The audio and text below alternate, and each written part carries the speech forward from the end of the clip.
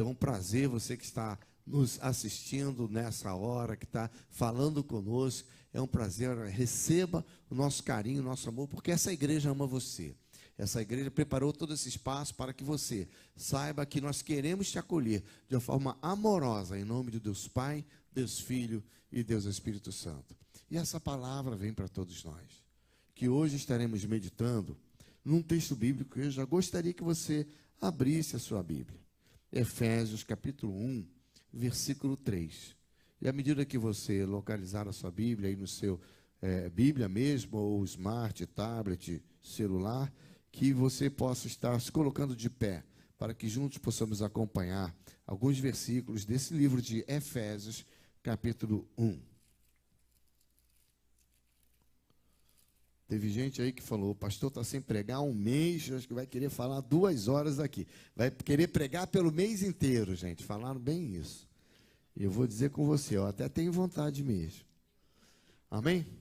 Nós vamos ler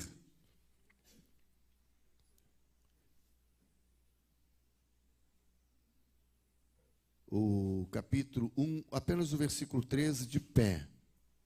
Versículo 13, achou na sua Bíblia? Efésios, capítulo 1, versículo 13, lá do meio. Receberam, ouviram a palavra da verdade, o evangelho da vossa salvação. Tendo nele também crido, fostes selados com o Santo Espírito da promessa, o qual é o penhor da nossa herança, até ao resgate da sua propriedade, em louvor da sua glória. Recebemos esse evangelho e cremos nele. Volte um pouco, deixa marcado aí na sua Bíblia, né? Nos outros você pode ir depois voltar. João capítulo 1. João capítulo 1. Também uma síntese do evangelho de Jesus Cristo. João capítulo 1, versículo 11. João capítulo 1, versículo 11. Veio para o que era seu, e os seus não o receberam. Mas a todos quantos receberam, deu-lhes o poder de serem feitos filhos de Deus, a saber, aos que creem no seu nome, os quais não nasceram do sangue, nem da vontade da carne, nem da vontade do homem, mas da vontade de Deus. Amém? Oremos mais uma vez.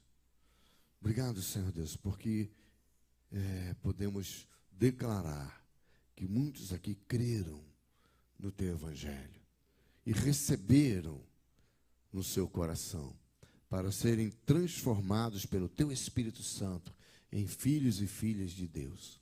Que a tua palavra, então, hoje possa estar nos ministrando de tal forma que nós possamos examinarmos a nós mesmos.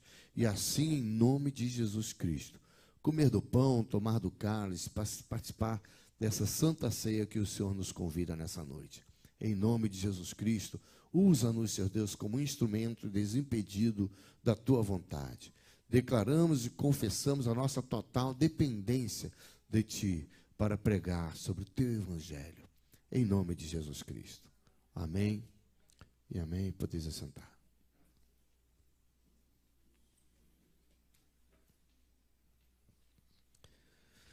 Eu quero começar essa reflexão de hoje contando uma história de John Wesley. Você vai ver aqui no boletim da nossa igreja, nós estamos dando abertura a esse primeiro domingo, né, de vários movimentos que falam sobre o metodismo e o seu fundador, John Wesley, como começou toda essa história.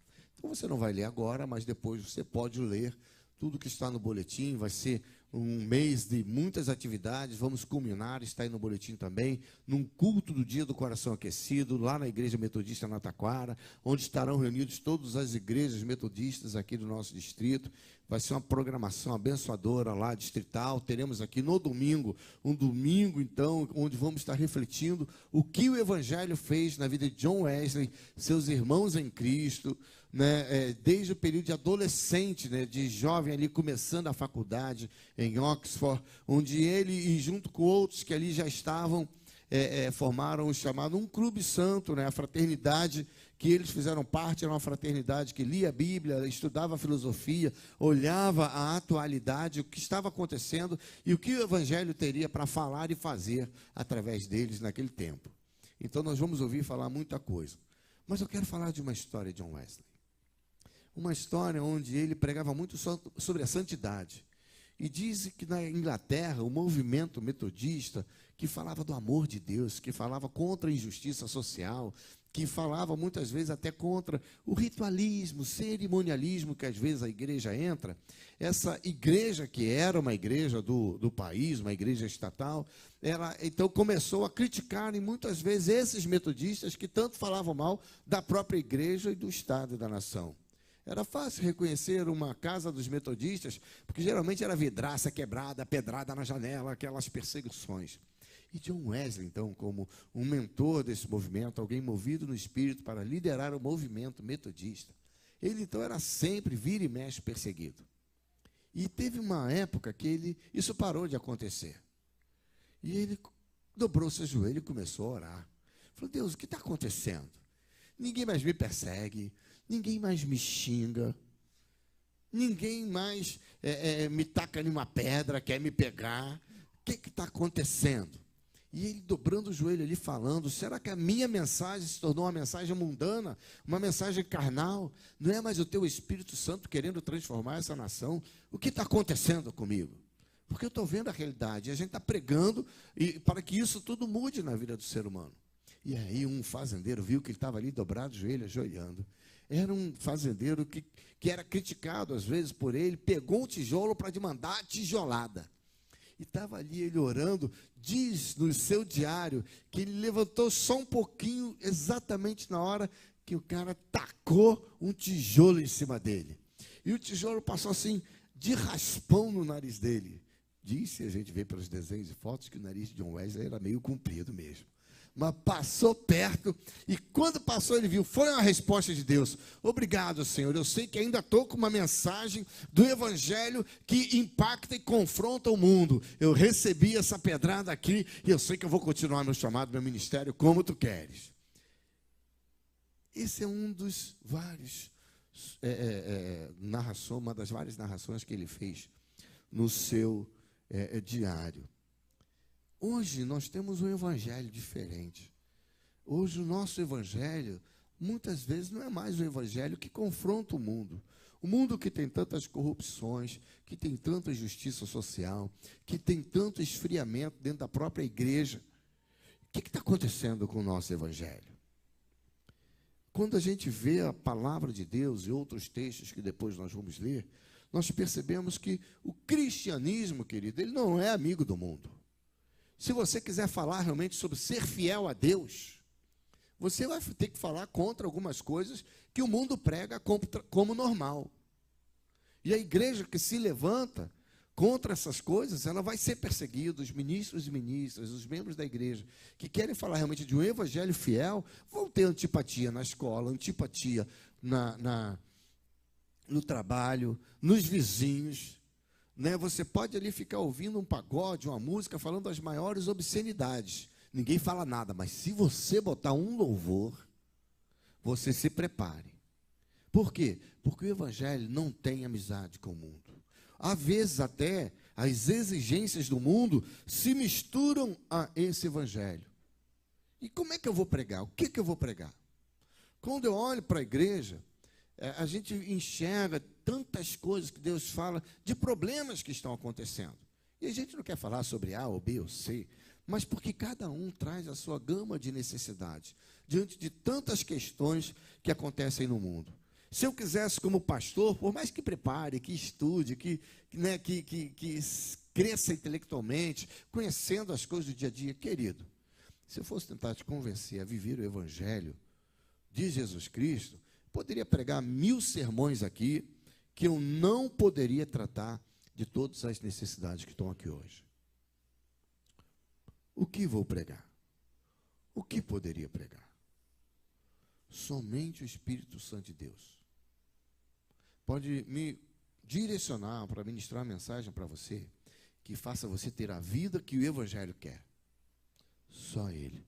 É como aquela palavra profética no vale dos ossos secos, onde o próprio profeta, ao falar que haja carne, que hajam tendões, que haja pele, que se levantam, que haja vida, ele teve que receber várias orientações de Deus e o Espírito Santo fazer uma obra e um milagre. Só tem um jeito que eu conheço, é pregar o Evangelho. Vou pregar um Evangelho, porque eu creio que o Evangelho é aquele que pode transformar a sua vida. Somente esse Evangelho. Mas ao falar sobre Evangelho, eu também quero começar a partir dessa pergunta. Que Evangelho? Quem aqui não conhece o Evangelho? Quantos aqui conhecem o Evangelho? Levantam a mão. Eu conheço o Evangelho. Os Evangelhos lá de Mateus, Marcos, Lucas, João, eu conheço. Já li várias vezes. Eu quero dizer que um dos grandes problemas da igreja de hoje, e nosso também, é que nós não conhecemos o Evangelho de Jesus Cristo. Talvez você até tenha se envolvido em missões, quem sabe em Jocum, em Cruzada Estudantil para Cristo, ou alguma outra. Talvez você possa dizer assim, eu conheço, pastor, ali aquelas 4 leis espirituais, e por ela eu prego, evangelizei. Já teve até gente que diz, eu aceito Jesus, fez aquela oração comigo, talvez tenha preenchido aquele espaço ali do finalzinho. Talvez você conheça o plano da salvação. Lembra do plano da salvação? Ele começa dizendo, Romanos 3:23. Olha, eu quero falar com você o seguinte, você sabe que você é um pecador? Olha, Romanos 3:23 diz que todos pecaram e destituídos da glória de Deus. Então, ali o plano de salvação, o primeiro versículo. Um outro versículo é o versículo 6:23. Eu quero dizer mais, que o salário do pecado é mas o dom gratuito de Deus é a vida eterna, em Cristo Jesus, nosso Senhor. Mas eu quero dizer um terceiro ponto do plano de salvação, que está lá em João 3:23, a igreja sabe de cor. O que diz João 3:23? Deu seu Filho unigênito. Desculpe, espera aí. João 3. 3:16, muito obrigado. João 3:16, o que é que diz? Porque Deus...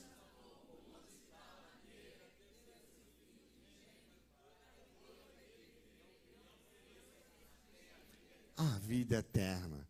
E vou dizer ainda que tem um quarto ponto, está lá, em João capítulo 1, versículo 12, que nós lemos hoje aqui, mas a todos quantos o receberam, deu-lhes o poder de serem feitos, a saber, os que creem no seu nome.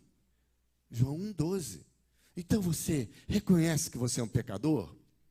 Se ele disser que sim, a gente passa para o segundo ponto. Você sabe que Jesus pode perdoar você dos seus pecados? Você quer realmente que Jesus perdoe os seus pecados? Sim, ele vai dizer assim, então eu vou fazer uma oração e depois você vai fazer uma oração de confissão. Você quer fazer essa oração? Aí ele diz, sim. Então você pega ele, dobra os joelhos, ora com ele. E depois que você ora com ele, você levanta com ele e você vira para ele. Você disse sim sinceramente? Você fez essa oração sincera? E se ele disser sim, você vai dizer o que para ele? Agora você está salvo.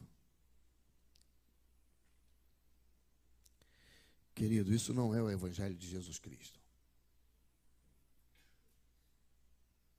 Isso tem que estar muito claro para você e para mim. Não é o Evangelho de Cristo. Isso pode ser até um método que usamos, que pode gerar, muitas vezes, até uma falsa sensação de que agora eu sou de Deus. Tem muita gente que vem aqui, que tomou essa decisão, e milhões de pessoas ficam, às vezes, com a ilusão, porque, na verdade, elas não tiveram a sua vida transformada. E o Evangelho de Jesus Cristo transforma a vida. Essas pessoas, elas são frutos, às vezes, de um erro nosso, que faz, às vezes, muito mais mal do que muitas heresias que são faladas por aí. Nós reduzimos tanto o Evangelho, que isso não significa nada. Saber que você é um pecador não significa ser salvo.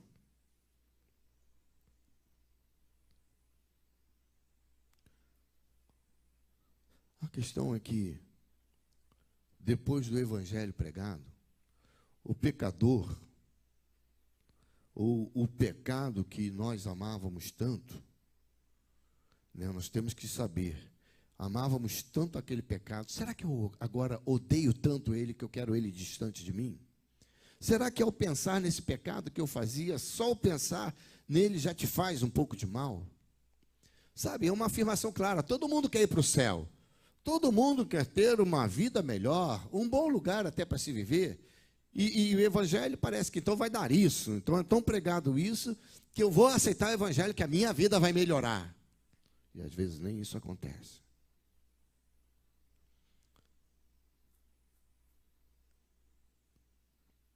Às vezes a gente se esquece que o Deus que a gente nem gostava, tanto odiava, agora, depois do Evangelho, realmente, ele faz parte de uma vida sobrenatural. Ele, quando vem, ele faz uma parte, né, uma ação na nossa vida tão soberana, que agora você é totalmente dele. O que você quer é isso. Mas a maioria das vezes, não é isso que faz com que a pessoa... Não é isso que a pessoa faz quando diz, eu aceitei Jesus e reduzi e fiz aquela oração. Há 3 anos atrás, algum ano atrás. Sabe, receber Jesus Cristo não é apenas balbuciar em alguma vez, em algum momento, mais palavras, dizer, eu recebo o Jesus Cristo. Não é isso. Mas é ser comprometido com arrependimento. Aquela palavra que muda a vida. Arrependimento. Um arrependimento que gera um desejo tão intenso, uma mudança tal, que quando as pessoas olham para você, todos sabem, você está diferente. O que aconteceu com você? Que evangelho é esse? Aí sim, quando a gente vai lá para aquele texto de Efésios, aquele texto que nós só lemos um versículo, a gente vê que tem muito mais ali que o Senhor Jesus quer falar conosco. O Efésios, no capítulo 1, eu gostaria de começar a leitura do versículo mais atrás, no versículo 3. Nós lemos ali o 12, o 13. Olha o que diz que é o Evangelho do Cristo. Aqui em Efésios, capítulo 1, versículo 3. Ele começa bem dizendo a Deus e ensinando para nós, dizendo que é isso que nós temos que fazer. Bendito o Deus e Pai de nosso Senhor Jesus Cristo, que nos tem abençoado com toda a sorte de bênção espiritual nas regiões celestes em Cristo Jesus. Assim como nos escolheu nele, antes da fundação do mundo, para, se pudesse até sublinhar, para sermos santos e irrepreensíveis perante ele e em amor. É isso que o Evangelho de Cristo faz. Para sermos santos e irrepreensíveis perante ele em amor. Ele nos levou, nos preparou, nos predestinou para ele, para a adoção de filhos por meio de Jesus Cristo, segundo o beneplácito da sua vontade. E, até botei um asterisco aqui, para o louvor da sua glória e da sua graça. Graça essa que ele nos concedeu gratuitamente no amado Jesus Cristo, no qual nele temos a redenção pelo seu sangue, a remissão dos pecados, segundo a riqueza da sua graça, que Deus derramou abundantemente sobre nós, com toda sabedoria e prudência. Então ele vem com a graça de Deus, te enche de sabedoria, te enche de prudência, desvenda o ministério da sua vontade, o mistério, né, que existia do que era a vontade de Deus. Você começa a reconhecer a vontade de Deus, como está lá em João capítulo 15, versículo 15. Já não temos sido chamados servos, mas amigos. O servo não sabe o que quer e o que faz o seu senhor. Tenho chamado amigos porque tudo o que recebi do Pai os tenho dado a conhecer. Ele nos revela o mistério da sua vontade.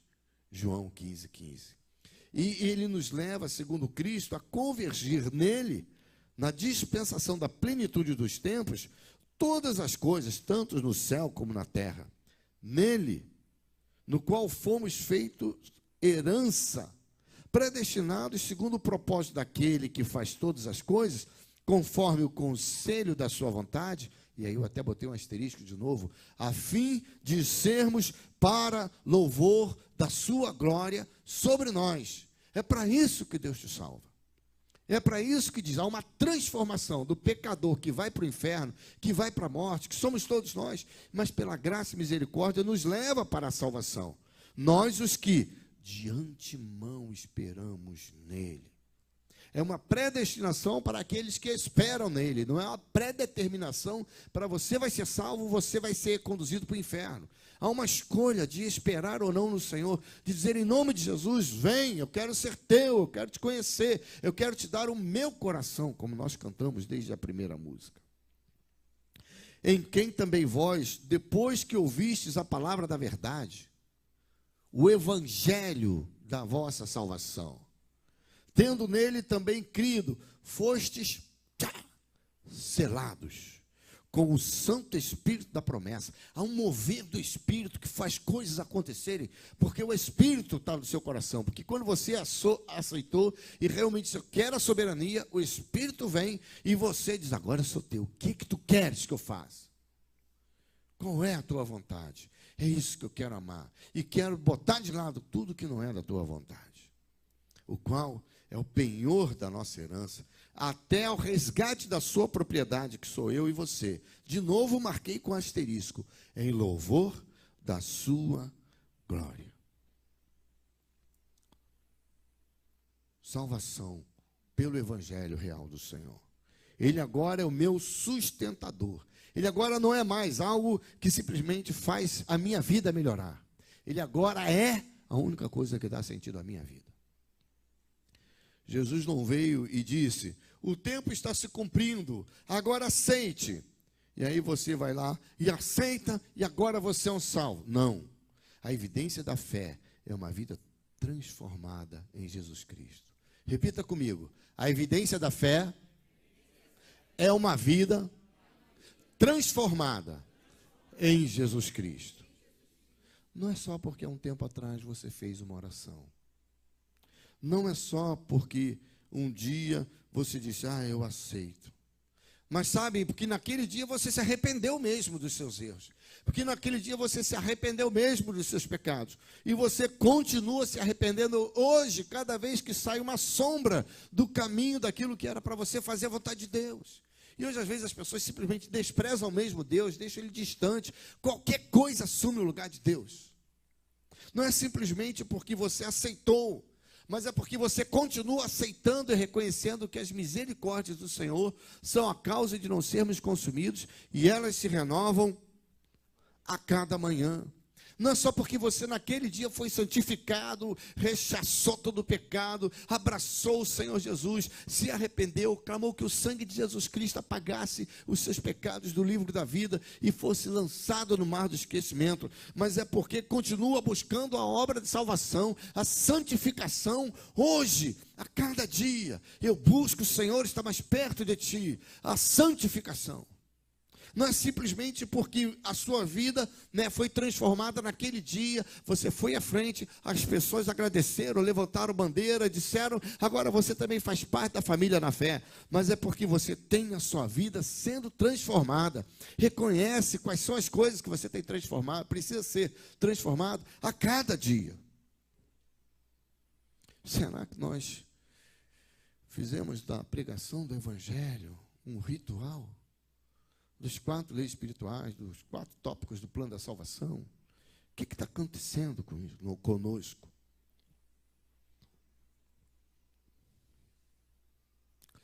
Sabe, Deus opera muitas vezes em nós, apesar de nós. Deus opera muitas vezes em nós, apesar de nós não andarmos segundo o seu evangelho. Mas não se iluda. Vai ter muita gente de carteirinha de membro ativo da igreja que não vai estar nos céus, mas vai estar povoando infelizmente, o inferno, porque não reconheceu que o Senhor do Evangelho transforma a nossa vida. Nos transforma. Tem um texto bíblico que ele é como se fosse uma síntese da fé. De como nós somos a partir do momento que somos transformados. Há um livro que fala basicamente do Evangelho de Deus. Basicamente a temática dele é o livro de Romanos. Se você ler Romanos, vamos lá, alguns versículos. Está um pouquinho aí antes, se você está com a Bíblia em Efésios. Né? Efésios, Gálatas, Coríntios, Romanos. Volta aí um pouquinho, capítulo 3, a partir do versículo 21. Vai até abordar um daqueles primeiros tópicos que eu falei do plano de salvação. Né? Romanos, capítulo 3, só que em vez de pegar o 23, vamos começar do 21. Esse texto nos diz assim: agora, sem lei, mas pela graça, ele estava falando da justificação pela fé e não pelo cumprimento da lei. O apóstolo Paulo diz: sem lei agora manifestou-se a justiça de Deus, testemunhada pela lei e pelos profetas. Justiça de Deus mediante a fé em Jesus Cristo, para todos e sobre todos os que creem, porque não há distinção. Todos pecaram e carecem da glória de Deus, sendo justificados gratuitamente por sua graça mediante a redenção que há em Cristo Jesus, a quem Deus propôs no seu sangue como um pagamento, propiciação, mediante a fé, para manifestar a sua justiça, por ter Deus, na sua tolerância, deixado impunes muitas vezes pecados anteriormente cometidos. Tem até um versículo que diz: Deus não leva em conta o nosso tempo da ignorância. Mas a partir do momento que a gente conhece o Evangelho, a nossa vida, querido, tem que ser transformada, tendo em vista a manifestação da sua justiça no tempo presente, para ele mesmo ser justo e justificador daquele que tem a fé em Jesus Cristo. Sabe, onde está a nossa firmeza? Onde está o nosso caminhar com Deus? Onde está a nossa jactância? Será que foi de todo excluído? É por lei? É por obras? Não, é simplesmente por uma fé. Concluímos, pois, que o homem é justificado pela fé, independente das obras da lei. A questão é, essa fé gera uma transformação, nos reveste do Espírito Santo, e aí a soberania de Deus começa a dar firmeza em nós. Às vezes a nossa preocupação até é com a Bíblia. Hoje há vários vídeos aí sendo assinados, né? Sendo passados, afinal de contas, né? Sim ou não, dizem que sim, mas parece que não. A Dilma já assinou que nós vamos poder ter um chip só, e aquela história de colocar o chip, né, num pequeno coisinha de um grão de arroz na mão direita e na testa, e a Bíblia já dizia isso. É tudo verdade, vai acontecer nos últimos dias, está para acontecer, e nós vamos passar por sérias provações se não quisermos realmente se quedar diante daquilo que sabemos que não é da vontade de Deus. Mas sobre a segunda vinda, na verdade, só será entendida quando nós formos para lá. Sabe, ali é que nós vamos entender o verdadeiro Evangelho e todo o poder da sua obra restauradora. Hoje nós temos sinais que acontecem na vida daquele e daquela que tem o Espírito Santo, porque a vida transformada e cheia do Espírito Santo, algo acontece. Há uma busca de uma vida devocional, há uma comunhão, uma intimidade. E quando se começa, como foi na sexta-feira, como foi no sábado aqui, onde jovens se reuniram aqui para ver uma peça, começaram à tarde e depois ficaram juntos, comentaram da peça, o que falava do filme, né? O que falava ao seu coração, e ficaram aqui, e depois começaram a louvar, depois foram orar, compartilharam o testemunho, ficaram na palavra, e aquilo que começou no comecinho da tarde, já era meia-noite, eles falaram: gente, estamos com fome, vamos pedir uma pizza. Ainda ficaram até 1h da manhã aqui, de sexta para sábado. Por quê? Havia Deus, havia algo diferente acontecendo, e vieram para cá no sábado à tarde, e foram ficando também, e tinham crianças juntos, e começou a haver um mover de Deus, e as crianças começaram a sentir a presença de Deus, e a chorar, e a orar. O que estava acontecendo? A presença de Deus transformando a vida. Porque quando o povo se reúne sinceramente, quando o evangelho vivido, algo acontece, irmãos.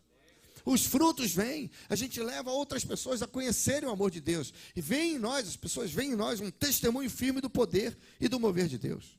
Mas se a gente olha as bibliotecas, quando eu ia no meu tempo lá de estudar o seminário, olha, né, já vão 25 anos de ministério pastoral. Então, lá naquele tempo, a gente ia para uma livraria, tinha temas sobre a conversão, como é que realmente a vida é transformada, o Evangelho de Cristo.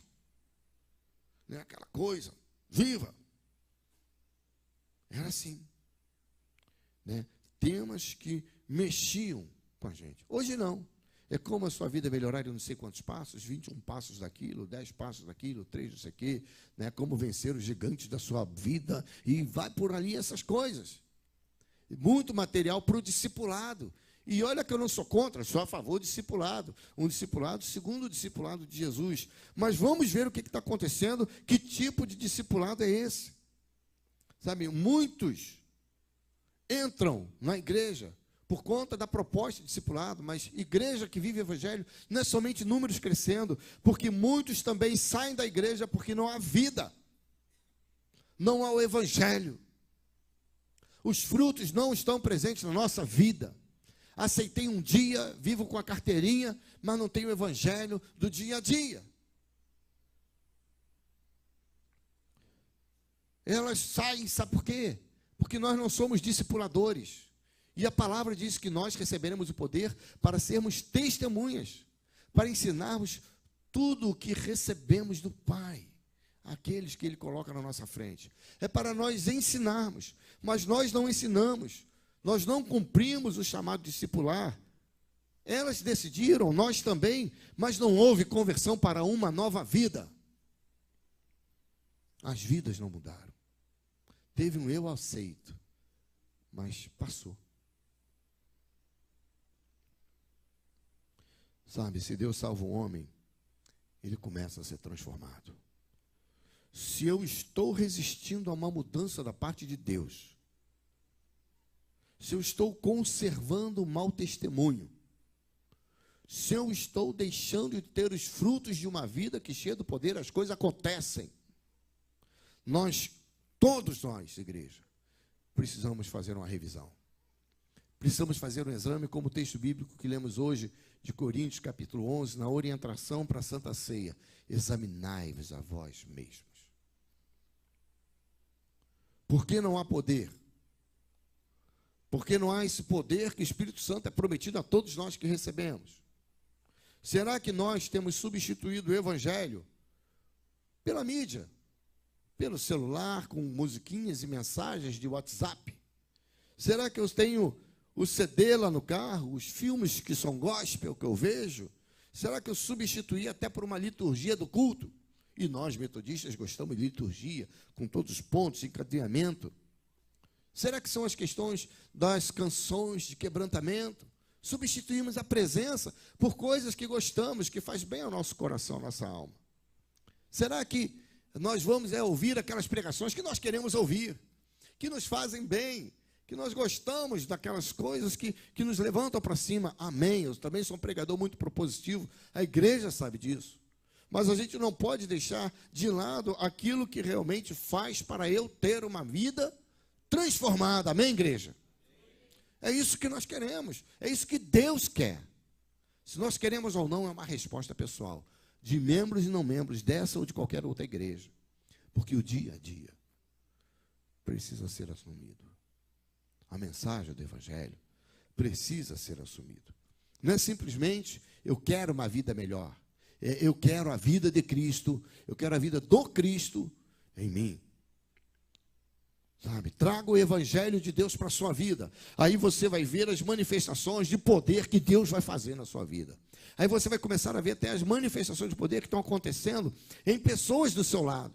E às vezes a gente simplesmente resiste ao chamado de Deus, ao ministério com Deus, à presença de Deus, à comunhão com os irmãos. E a igreja, querido, eu não sei como, mas ele acreditou nessa igreja, a igreja dele, e confiou o seu ministério, o seu evangelho, esse ministério de reconciliação do homem com Deus, a você e a nós, igreja do Senhor.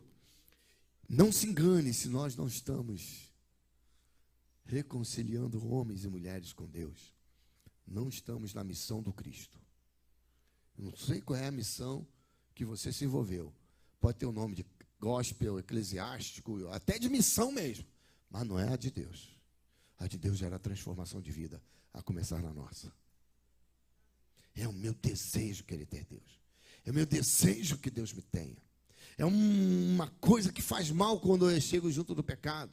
Eu quero estar diante dessa caminhada. É algo que me faz querer e desejar ter experiências com Deus, querer viver e isso simplesmente transbordar. Aí eu consigo, mais do que simplesmente ter paciência com meu marido, com a minha esposa, com meus filhos, eu consigo ser um instrumento de bênção. Homens, seremos cabeça do lar, onde homens estarão engrandecendo o nome do Senhor aqui naquele lugar, porque essa é uma missão que nós recebemos, dentro da característica de homens que decidem, mas também dentro da missão, mulheres, serão mulheres que edificam o lar como características, mas igualmente herdeiros da mesma graça de vida. E às vezes a gente vê que a mulher é submissa, né, ao homem, porque no texto bíblico do Antigo Testamento e no começo do Novo, o semita, o oriental, ele era uma cultura patriarcal, era um homem que era o que regia a sociedade, palavra para o homem, palavra para todos. Naquele tempo, mulheres e homens não contavam. Jesus Cristo vem e diz que isso mudou. Pedro, aquele hebreu, pesado, lá da Galileia, pescador, homem duro, vira para nós e fala: sois juntamente herdeiros da mesma graça de vida. A missão do homem, missão da mulher, levar o reino de Deus a esse lugar e a pessoas, para terem vidas transformadas. E nós deixamos de lado, homens, a nossa posição de cabeça que decide levar a nossa família para Deus. Mulheres, às vezes, até querendo tomar esse papel, deixam de ser aquelas que edificam, porque as aflições do dia a dia, e ainda mais quando tem uma pressão do marido, estragam o processo todo. Ou o contrário, né? Quando o marido quer buscar a Deus e a mulher fica ali naquela opressão, estraga o processo todo. Traga o Evangelho de Deus para a sua vida. Aí veremos as manifestações de Deus acontecerem. O que é que Deus quer fazer comigo e contigo nesse lugar?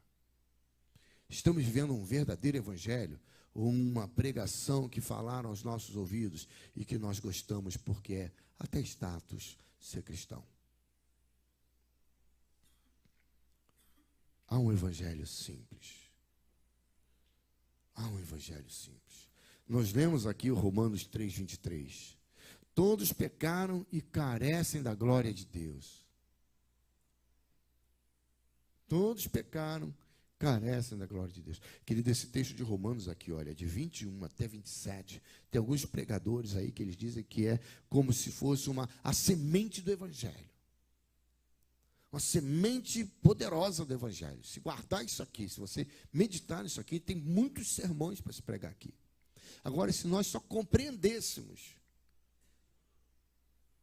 que todos pecamos e destituídos estamos da graça de Deus, da presença de Deus, e tudo que isso acarreta, querido, um pecadinho que a gente fizesse, a gente queria se arrepender, o pensar nele, já era para trazer um temor e tremor, que a gente ia não querer, a gente ia rejeitar, a gente ia querer buscar realmente aquilo que é de Deus, porque é muito sério.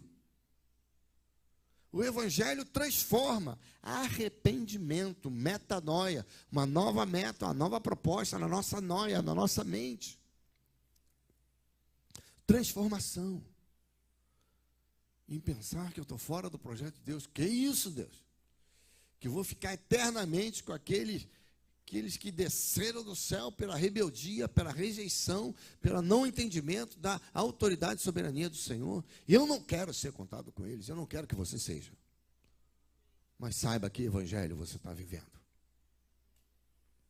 Existe uma natureza repulsiva do pecado no coração daqueles e daquelas que sinceramente disseram: Senhor, eu quero que tu seja o Senhor da minha vida.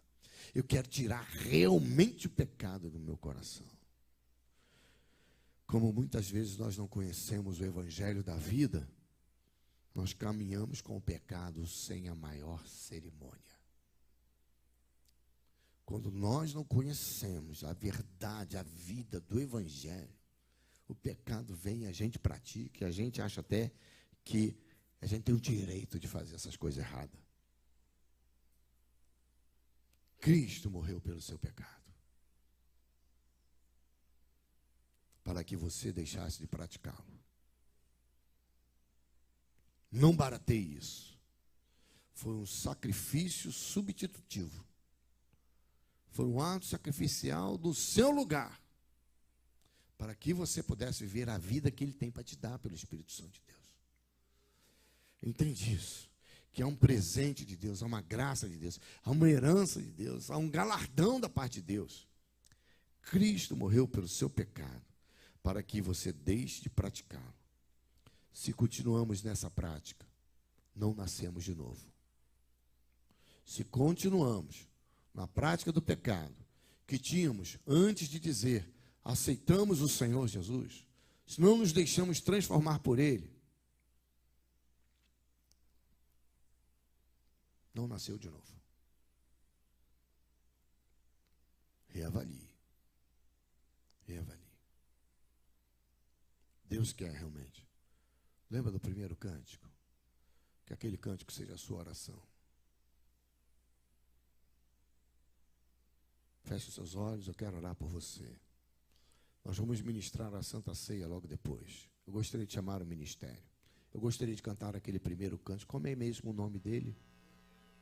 Oi. Deus me ama. Por gentileza, os irmãos da mídia, prepare. Se você... Não deixe esse movimento dos irmãos te tirar da reverência, não. Eu percebi que o Espírito Santo de Deus estava falando muito com você aí. Sabe? Deus te ama. E quando nós participarmos da Santa Ceia, eu quero que nós venhamos para essa Santa Ceia para a gente participar. Uma postura de realmente, eu quero que o Senhor derrame aqui nesse lugar e transborde por todas as famílias que estão aqui ao redor. Eu quero fazer parte do projeto de Deus. Eu não quero te chamar para ser membro da Igreja Metodista no Rio 2. É claro que a gente quer também isso, mas acima de tudo, quero que você seja realmente uma pessoa que sabe que nasceu de novo e que está pronto para dizer, transborda em mim, Deus. Eu não quero mais te desprezar, eu não quero rejeitar, não quero deixar de ter o sentimento que tu teve por mim, pela minha vida. E você sentiu o desejo de estar fazendo uma renovação de votos, uma realiança, se colocando diante de Deus. Sabe, que você possa vir à frente, eu quero orar por você. É uma nova tomada de posição. Hoje, Senhor, eu estou colocando com entendimento mais amplo da tua vontade. Eu quero fazer parte do teu evangelho na minha vida. Deus me ama. Amém.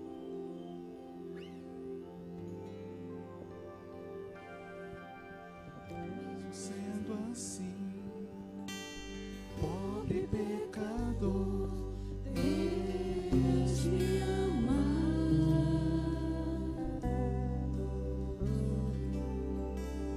Mesmo sendo falho, mesmo sem merecer, Deus me ama.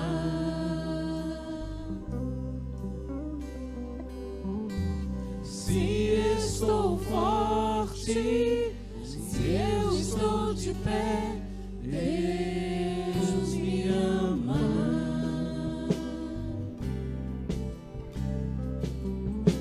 Se estou fraco, se eu estou caído, Ele não deixa de me amar. Sem o seu amor, sem o seu perdão, o que seria de mim?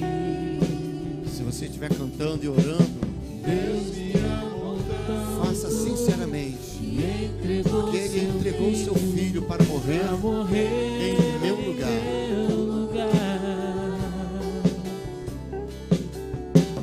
Deus me ama e o seu amor é tão grande e incondicional. Deus me ama e Ele está sempre de braços abertos pra mim. você se colocasse em pé. Eu tenho um texto bíblico aqui para todo aquele e aquela que quer realmente fazer nessa noite uma renovação de votos com Deus. Eu quero te chamar a vir à frente. Você que conhece o Evangelho, mas não tem vivido o Evangelho e entendeu que tem algo mais que você quer ter na sua vida. No boletim, na pastoral, nós colocamos uma expressão do que seria o ensinamento de John Wesley sobre a vida devocional diária. E ele dizia que Deus não quer que você tenha um tempo devocional diário, mas Ele quer que você tenha uma vida devocional, uma vida de intimidade com Ele. Não tenho conseguido, não estou conseguindo largar os meus pecados. Tem coisas que Deus estava falando comigo que eu preciso que seja mudado, que seja tirado, ou coisas de Deus que sejam acrescentadas. Querido, vem à frente. Eu quero que você receba esse texto bíblico aqui, que eu quero depois orar por você. Eu ainda não aceitei Jesus, mas Deus falou meu coração. Eu quero tomar uma decisão por hoje. Eu quero receber o Espírito Santo de Deus. Eu quero ver as coisas de Deus acontecendo na minha vida, abençoando pessoas da minha família, pessoas que são meus amigos, que estão se perdendo no vício, na droga, na prostituição, corrupção, na mentira. Ai, meu Deus, eu quero Deus na minha vida. Eu quero que Deus, possa dizer: esse filho é meu. Eu dizer: esse Deus é meu Pai. Vem à frente, nós queremos orar por você. Seja você um membro da igreja, dessa ou de outra, afastado, ou alguém que nunca aceitou Jesus. Eu creio que Deus quer que você viva o verdadeiro Evangelho. Que hoje, ao examinar, você tenha toda a liberdade, em nome de Jesus, de participar do pão, participar do cálice. Deus te chama para uma vida ativa com Deus. Você que quer, vem à frente. Nós vamos cantar apenas aquela parte que diz: Deus me ama.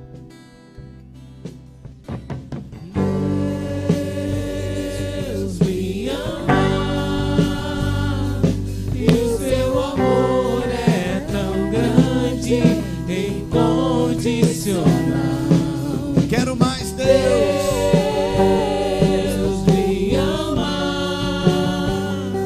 e Ele está sempre de braços abertos. Deus me ama. 3 irmãos vieram à frente. Mais alguém quer fazer esse processo de renovação dos seus votos com Deus nessa noite? Sabe, eu creio que se nós vivermos o verdadeiro Evangelho de Deus, nossa casa será diferente, nossa igreja será diferente, nosso bairro será diferente. Deus te chama para quê? Efésios capítulo 2, versículo 1 nos diz: Ele vos deu vida, estando vós mortos nos vossos delitos e pecados. Amém. Tem mais gente vindo, se você quiser pode vir.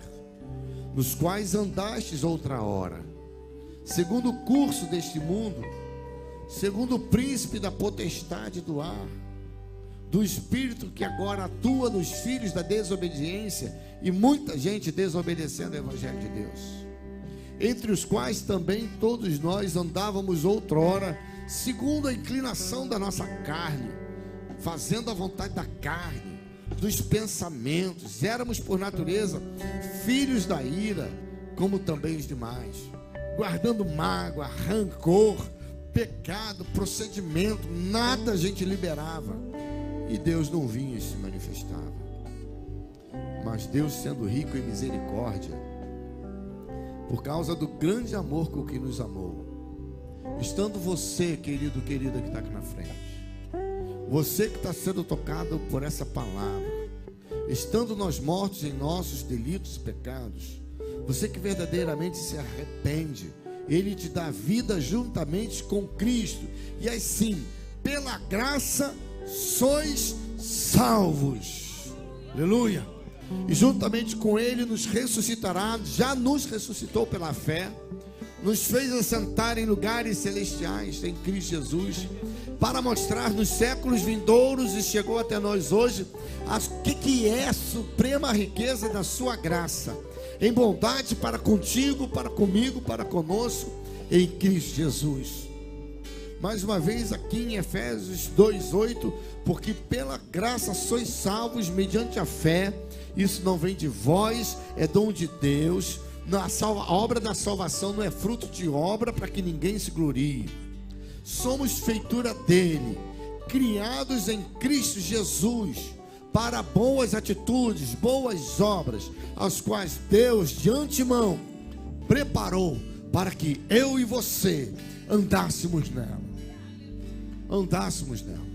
Os salvos em Cristo andam nela. Andemos nela. Oremos.